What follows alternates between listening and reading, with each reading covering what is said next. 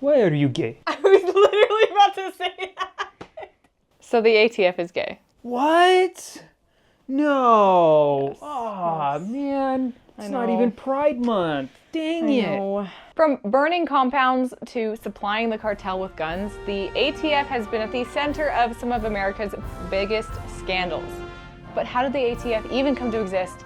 And why do so many people want it gone? Yeah, we're going to talk all about basically why people hate the ATF. And after this video, you're probably going to have some sort of animosity feeling. Animosity.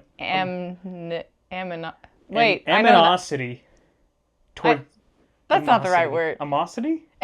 Anyway, you're going to feel not good about ATF and the three-letter agencies after this video. So, Alyssa's a bookworm. If you are a three-letter agency in the government, big chance you are not going to like this video. Well, we're only talking about the ATF, all right? Yeah. We're just talking about the ATF ICE today. has been posting some funny stuff. DHS has been pretty funny lately. Yeah. The memes, really great. They're all three-letter words. DEA. DEA, DOD. FBI. CIA. HOA. There are videos out there that explain history and timeline, but they're like 4-hour docuseries. Yeah. And they can kind of be one-sided too. And it's great if you want a lot of detail into like specific events. Yeah. But what I wanted to do was compile everything and give it in a 15, maybe 20-minute video. Hopefully it's not too long. Yeah. That kind of just compiles everything to give a summary to people who are new or just might not be educated on this topic. Yeah, and I'm here because in the last 10 years I've been working in the industry and have from braces to the FRTs to... Yeah. You know, the angled grip. Like in the last 10 years, there's been a lot of flip-flop that, quite honestly, you just won't find in research. The last 20 years of ATF history is locked in the memories of those who lived in it. Every year, there is something the ATF picks that they want to fight people on and that they want to make criminals out of, and it changes so infrequently. And anyway, so that's why I'm kind of here, is because I literally lived through a decade of the ATF flip-flops, so... Yeah, to give some insights on that. But to really understand who the ATF is right now, we kind of have to go back. So bear with me a little bit. We're going to go into some history. I got my notes here so I don't forget. It all starts in 1791. This is when 1791? 1791. Goes back to the 1700s? Yes.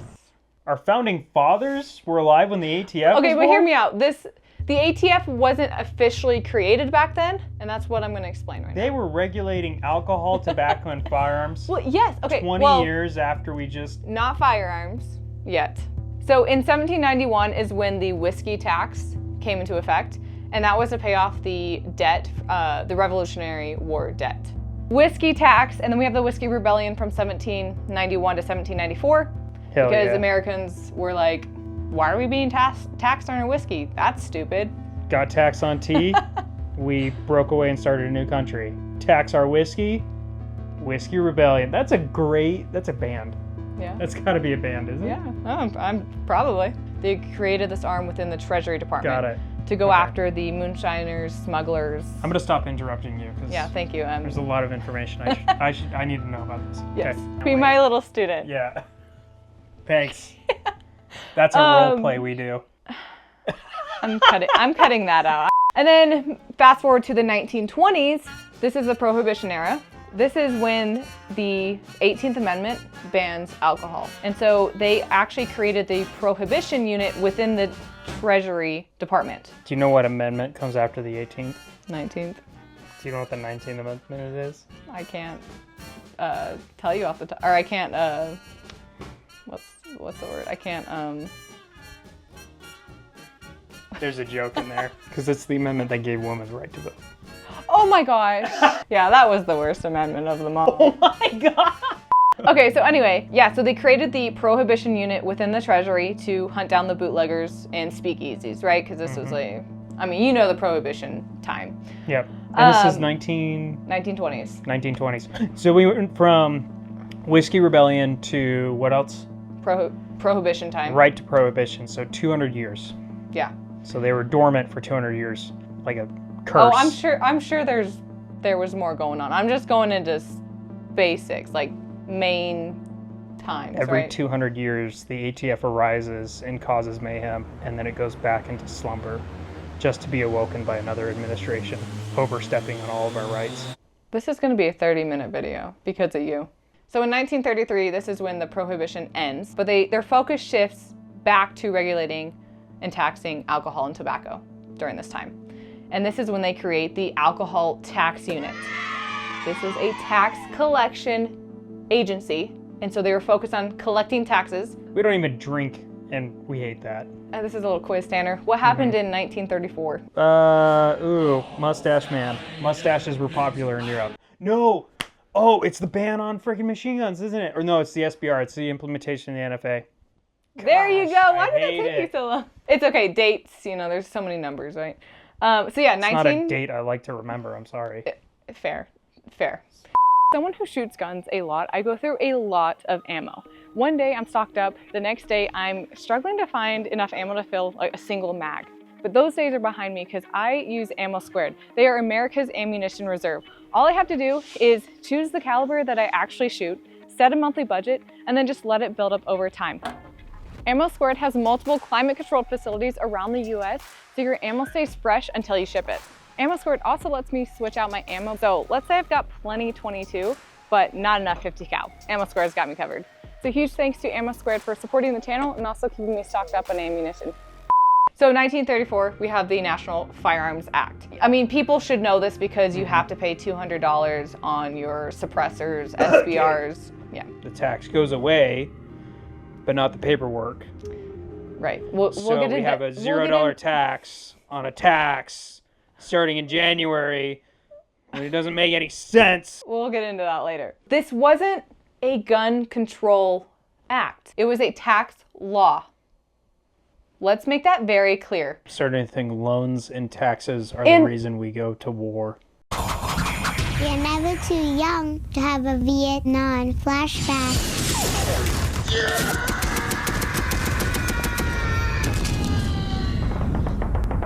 So this is when dealers must get like federal licenses, so FFLs, SOTs, and keep sales records.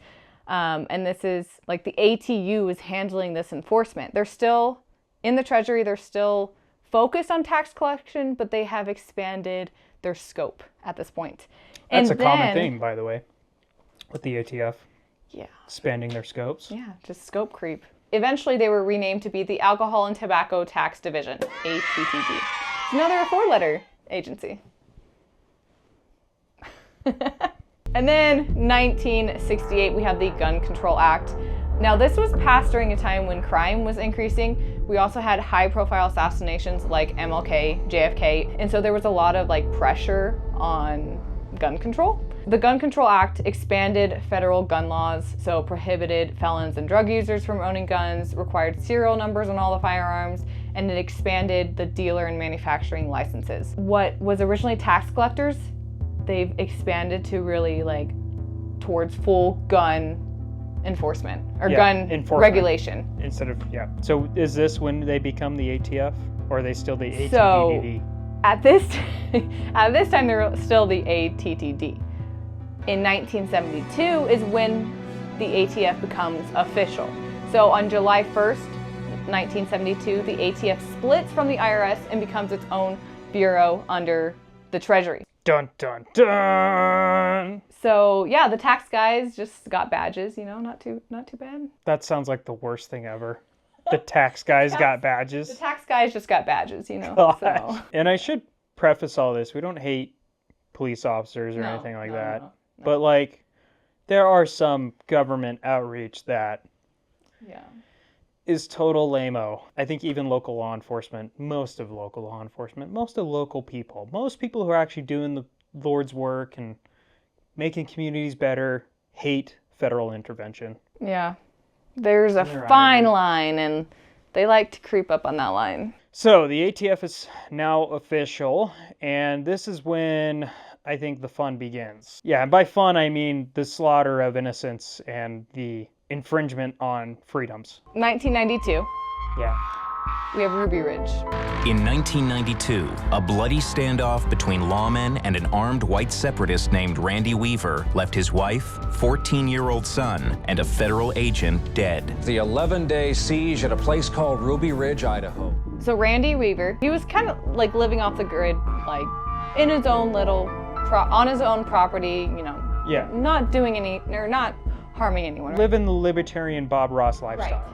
But the thing is, an undercover ATF agent basically coerced him into selling him a short-barreled shotgun. Which is under the NFA and a big no-no. You got to do a bunch of paperwork, pay a tax stamp, do all that stuff. Let's look at this in the grand scheme of things, okay? This is an SBR. We had to do a bunch of paperwork for it, okay? Is this really more dangerous than this or this, which are not NFA items? Like, is the jump between that, this and this, causation to arrest somebody for 10 years in prison behind bars when they haven't committed a previous felony or crime or have no history of violence? Yeah. Well, and I think the worst thing is that they coerced him into selling it. Yeah.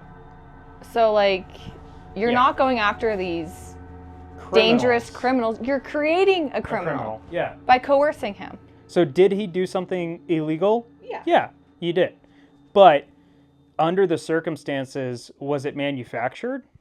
I think that's fair to say. Yeah. And because of that, they tried to paint him as a lunatic. Internally, they're like, this man is a criminal, blah, blah, blah. Like, they're painting him as a bad guy. Mm-hmm. And communication isn't great in the ATF. We know that. This is in the 90s, too. So to be fair, there's no internet. Yeah. So if you're an ATF agent and all you hear is this guy is so dangerous, blah, blah, blah, blah, blah. Yeah. You can see how they might have this bias. Paint him as a bad guy, as a boogeyman. Exactly. And so essentially the outcome of Ruby Ridge was ATF agents were posted to do a raid, on the compound. They were spying on him. They got too close, and the dog ran after one of the agents and was shot and killed, in which, in the gunfire, the father of the family that they were trying to investigate ran down with his family, or some members of his family. Basically a shootout. Someone's on his property, right? Yeah, and shot his dog. So Randy Weaver, he ended up killing an ATF agent. Mm-hmm. In that exchange, that initial exchange. And the ATF agents ended up shooting his kid in the back while he's running away. Jeez. They ended up shooting his wife while she's holding their baby. Shooting her in the head while she's holding her baby. The whole exchange ended in a woman and a child and a dog dead. Yeah. Overreach of the ATF. And I would say coercion, or coercion, is that the right word? Coercion in a crime that didn't need to be committed. Right? Or wouldn't exist without their intervention. Exactly. And fast forward a couple of years, we have... No, the next year. 911, what's your emergency? There are 75 men around our building and they're shooting at us in Mount Carmel. Tell them there are children and women in here to call it off. I hear gunfire. Oh. Fast forward the next year. 1993. Sooner than I thought, 1993. Which is the infamous Waco incident. So basically, there's a bunch of random tips that were coming in about gun running with David Koresh when he had an FFL and they were preppers, and so he was buying a lot of firearms. The tips were found to be quite invalid after the fact, but the ATF had a heavy interest on arresting David on suspicion of the tips. This turned out to be a huge mistake in that they tried to arrest David while he was at his compound, surrounded by his congregation and members, and they made a huge deal out of it. Instead of just going in and getting David, they brought in an entire military force, which put everyone on the compound on edge and pretty much put them in lockdown, made everyone hard to get to, and kind of forced the Branch Davidians in a hostage situation of their own. Right? And to the ATF's eyes, they perceived David as creating a hostage situation, but to the Branch Davidians' eyes, the ATF came in rolling with tanks and heavy artillery, and they were just scared. right? Because you see a bunch of military equipment. You've been prophesying about kind of the end of times. The government has not been the kindest to you, and you probably don't have a great outlook on the federal government at this point in time. And now you see a bunch of tanks rolling up to your church. So obviously, from their perspective, you can see how they might have been in a fight or flight mode and resorting to the fight instinct, or at least barricading themselves in. So they barricade themselves into their church and compound. The ATF raids them. The ATF lays siege for 51 days on the compound, doing both tear gas to, mental tricks like playing music all throughout the night and super loud. They tried to do anything to create instability inside the compound after the 51 days. And keep in mind, there's women and children in this church, in this compound. So on the day of the raid, a fire broke out, and there's a lot of suspicion that leads people to believe that the ATF started it.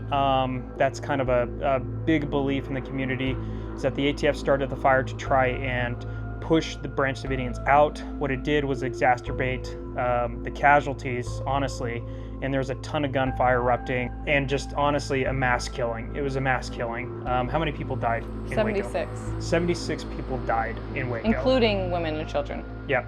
So absolutely horrible, horrible loss of life that could have been prevented or de-escalated throughout, and it was caused by heavy intervention and heavy-handedness on the ATF's part. And terrible planning. Yeah. So anyway, that's Waco in a nutshell. Let's move on to the next one. Fast forward to 2003, there is some reshuffling of the departments. And so the ATF was actually moved from the Treasury to the Department of Justice. Now, the Treasury still has a tax agency, and they keep the tax side of it. So that is called the Alcohol and Tobacco Tax and Trade Bureau, TTB. More acronyms. So they still have, the Treasury still has that tax side of it, but the ATF is now created and moved into the Department of Justice under its own bureau. Got it. So now the ATF has power to act way more as an enforcement arm rather than just underneath somebody else, right? So they become a little bit autonomous. And they're focused solely on law enforcement at this time. Yep. So basically from this point on, the ATF acts as a rogue agency that can not just enforce laws, but now can create laws. They don't have to go through bureaucracy like Congress, Senate, and judiciary means. They can just create, interpret, and enforce their own laws. Now, this has been a hugely contentious thing over the last 2 decades when it comes to the ATF, and this is primarily why most people hate the ATF in recent years. Yes, there's Waco. Yes, there's Ruby Ridge. Yes, there's many instances of the ATF raiding and killing people, but quite honestly, that wouldn't happen if it weren't for their ability to interpret their own laws and create their own laws often, and also enforce their own laws. They are one of the very few, if not the only agency that does this in the US. And this is what makes the ATF so unique and so distrusted, hated, dare I say, not popular. This is what leads us into recent history when it comes to things like pistol braces or angled foregrips, right? There has been a ton of debate in the community as of the last year as to what is a hand stop, right? Because a hand stop is legal on a pistol, but if you put a vertical grip on a pistol, it becomes an AOW. And that has flip-flopped in the last 2 decades, even 5 years. It has flip-flopped depending on which ATF agent is interpreting the rule. I'm not kidding you. There have been times in the community where this was considered illegal to put on a pistol, then considered legal, then considered unknown, then considered illegal again. Overnight. And if you didn't know, if you weren't in the community, you wouldn't know, and say Joe Schmo, last thing he heard is putting this on his pistol is totally fine, so he did it and posted it on Instagram, and now he's in jail for 10 years. For this. For this little dongle, right? If I put that on any of these little pistols as a joke, I could end up 10 years in prison. And ATF is the only agency in the government that is interpreting, changing, and enforcing laws. And that is why people are so pissed off at them lately. And not only that, all the laws they create are unconstitutional, so there's that. There you go. It's not even Second Amendment absolutionists. That's what we are. Do you know about Fast and Furious? I do know about Fast and Furious. Okay, It's only because I told you about it. Okay. Sources tell CBS News licensed gun dealers often wanted no part of selling to suspicious characters who could be supplying cartels, but that ATF enlisted the gun dealers as paid confidential informants and encouraged them to sell even more. So Fast and Furious, this is 2009 to 2011, yep. So Operation Fast and Furious, the ATF decided it was a good idea to participate in something called gun walking. They basically did was allow guns to be sold to cartel members in hopes that they could track these guns in order to track down these high-profile cartel leaders. Ends up they couldn't track these guns. They ended up in the hands of the cartel, and these guns ended up being used in many crimes, one of which killed a Border Patrol agent. There was an estimated 2,000 guns that... Where are they? Who knows? No idea. But you know who's dealing with it? Local law enforcement. This goes back to our whole thing where other agencies don't really like the ATF anyway either. Obama was president at this time, so you could argue that this administration allowed this to happen in order to support their anti-gun agenda. Makes sense to me. Checks out. But you don't got to be Alex Jones to connect those dots. Yeah. Or Candace Owens. Seems a little fake and gay. It is a little fake and gay. It's a lot of fake and gay. It's a lot of fake and gayness. So basically, there was also FFLs at the time that knew about this, knew that these guns were being trafficked to the cartel, tried to stop it, but the ATF told these FFLs to allow the guns to be sold. Yep. And enforced these FFLs to make these gun sales. Yep. In order for these guns to be trafficked to the cartel. Yep. So not only did the ATF allow a crime to happen, they made a crime happen. And they made law-abiding citizens complicit. ATF has asked me to assist in an official investigation, reads one agreement. Gun salesmen closed the deals, and ATF watched and listened with recording devices. Which is crazy. Imagine you being an FFL owner. You're like, no, I do not want to sell guns to these guys because I know they're going into the wrong hands. And the ATF, your government, tells you, you're going to sell those guns to those guys because we told you to, and we're going to do it ourselves if you don't. You know how long this went on, though? What? 15 months. More than a year. More than a year. And there was even ATF agents who were like, hey, like, we know all these guns are right here. Like, we know what their purpose is. We know where they're going. Like, can we stop this? Like, we've got enough evidence to go in and stop this right now. There were some people in the organization that were trying to do the right job. Yes. And ultimately, they were like, no, like, let it keep going. And then they weren't, the higher-ups. And they weren't able to track these guns. Wow.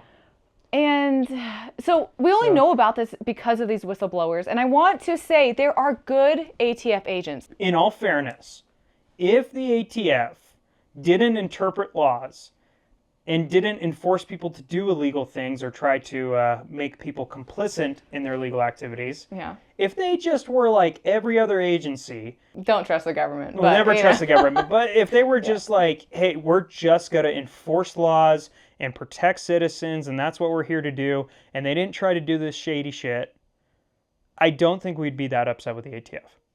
If they weren't the ones interpreting the laws and changing them on a whim, if they weren't the ones trying to redefine definitions, the ones we had to write letters to for approval, right?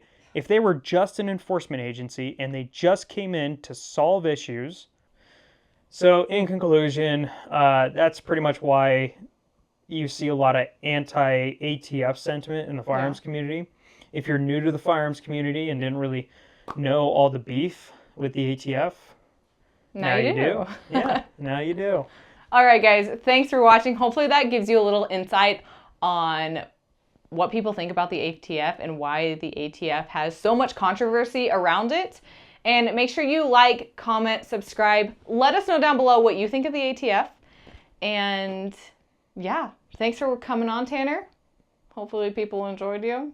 Put down in the comments too if you want to see more of him or if you want to see less of him. I have another channel, by the way, guys. Yeah. Alyssa never allows me to plug it in the descriptions or anything, but it's Gunny Gunner. Yeah. I'll put it on screen. I'll do a little like tag in the corner. What corner would it be? I'm allowed to exist. I'm so happy. Anyway. My wife loves me and treats me nice. He made this video be 45 minutes long, okay? Just saying. It was a 12-minute video, but, you know, he insisted on coming on. Anyway, yeah, thanks for watching. Consider becoming a Patreon because that is one of the best ways to support me at the moment. Support us. Sorry, you're in this too. She doesn't feed me. Dude, I've cooked for you this week. Like, I made you some good stuff. She made a pot pie, and I was like, damn, you should get in the kitchen more often. Yeah. I should be misogynistic. Anyway. I need to be more misogynistic, is what I realized. Okay. Can you make me a sandwich?